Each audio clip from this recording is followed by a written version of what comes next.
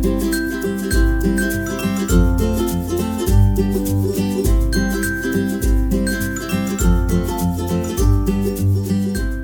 friends, it's Amy Sheffer here today for Reverse Confetti, and I'm going to show you how to do the nail polish marbling technique.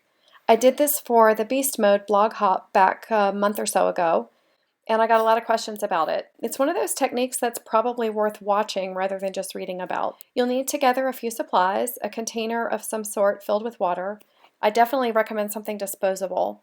I'm using a container that salad greens came in. Nail polish, inexpensive is just fine, as well as anything already in your stash.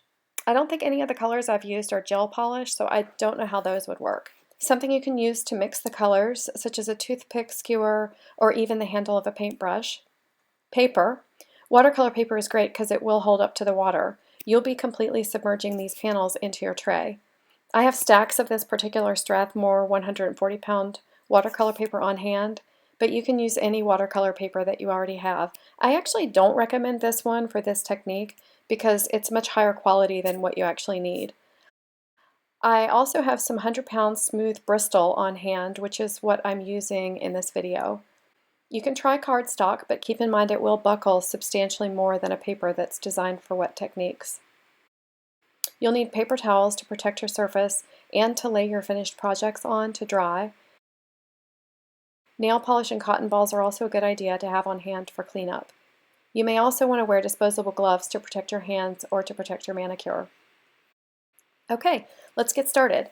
Pick out your colors, give them a good shake to make sure they're mixed well, and then go ahead and loosen all the lids. You'll want to move quickly on this technique. When the paint dries too much on the surface, it will start to gum together and the technique doesn't work as well.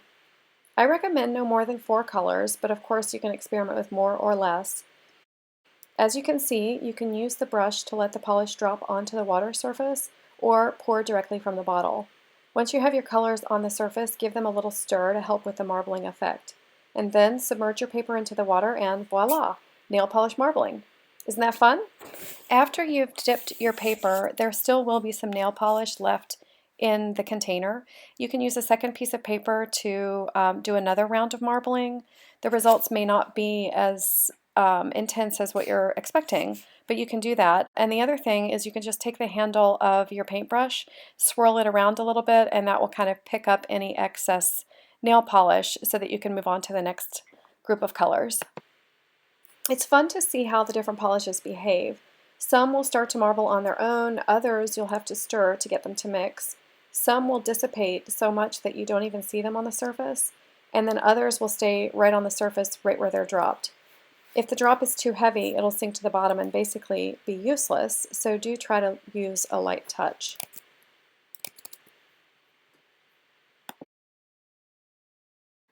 I tend to prefer a pretty mixed look, so I use the handle of the paintbrush to stir a bit before I dip the paper. Sometimes that causes the colors to kind of gum up into stringy, just gross blobs.